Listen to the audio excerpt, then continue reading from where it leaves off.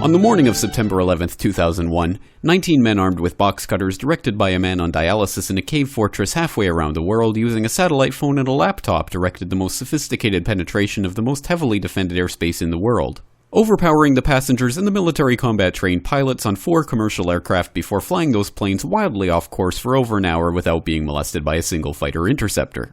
These 19 hijackers, devout religious fundamentalists who like to drink alcohol, snort cocaine, and live with pink-haired strippers, managed to knock down 3 buildings with 2 planes in New York, while in Washington, a pilot who couldn't handle a single-engine Cessna was able to fly a 757 in an 8,000-foot descending 270-degree corkscrew turn to come exactly level with the ground, hitting the Pentagon in the Budget Analyst Office where DoD staffers were working on the mystery of the $2.3 trillion that Defense Secretary Donald Rumsfeld had announced missing from the Pentagon's coffers in a press conference the day before, on September 10th, 2001.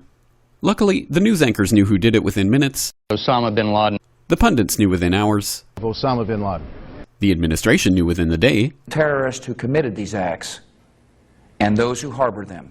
And the evidence literally fell into the FBI's lap. That a hijacker's passport was found blocks from the World Trade Center crash site, if you can believe that.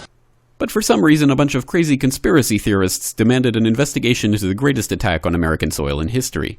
That investigation was delayed, underfunded, set up to fail, a conflict of interest, and a cover-up from start to finish. It was based on testimony extracted through torture, the records of which were destroyed. It failed to mention the existence of WTC-7, Able Danger, P-TECH, Sibel Edmonds, OBL and the CIA, and the drills of hijacked aircraft being flown into buildings that were being simulated at the precise same time that those events were actually happening. It was lied to by the Pentagon, the CIA, the Bush administration, and as for Bush and Cheney, well, no one knows what they told it because they testified in secret, off the record, not under oath, and behind closed doors. It didn't bother to look at who funded the attacks because that question is ultimately of little practical significance. Still, the 9/11 Commission did brilliantly answering all of the questions the public had, except most of the victims' family members' questions, and pinned blame on all the people responsible, although no one so much as lost their job, determining the attacks were failure of imagination. Because nobody in our government, at least, and I don't think the prior government that could envision flying airplanes into buildings. Except the Pentagon, FEMA, NORAD, and the NRO.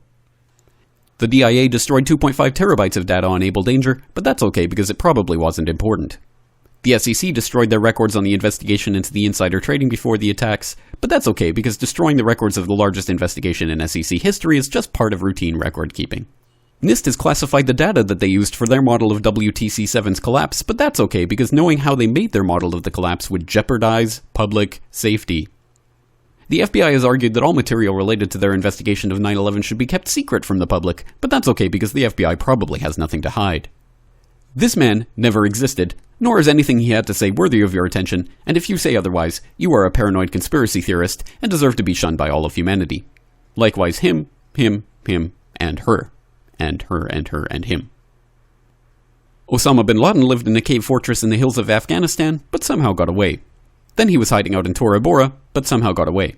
Then he lived in Abbottabad for years, taunting the most comprehensive intelligence dragnet employing the most sophisticated technology in the history of the world for a decade, releasing video after video with complete impunity and getting younger and younger as he did so, before finally being found in a daring SEAL team raid which wasn't recorded on video, in which he didn't resist or use his wife as a human shield, and in which these crack special forces operatives panicked and killed this unarmed man, supposedly the best source of intelligence about those dastardly terrorists on the entire planet. Then they dumped his body in the ocean before telling anyone about it. Then a couple dozen of that team's members died in a helicopter crash in Afghanistan. This is the story of 9/11, brought to you by the media which told you the hard truths about his head could be seen to move violently forward. And they took the babies out of the incubators. And mobile production facilities. And the rescue of Jessica Lynch. If you have any questions about this story, you are a batshit paranoid tinfoil dog-abusing baby hater and will be reviled by everyone. If you love your country and or freedom, happiness, rainbows, rock and roll, puppy dogs, apple pie, and your grandma, you will never ever express doubts about any part of this story to anyone. Ever. This has been a public service announcement by the Friends of the FBI, CIA, NSA, DIA, SEC, MSM, White House, NIST, and the 9/11 Commission. Because ignorance is strength.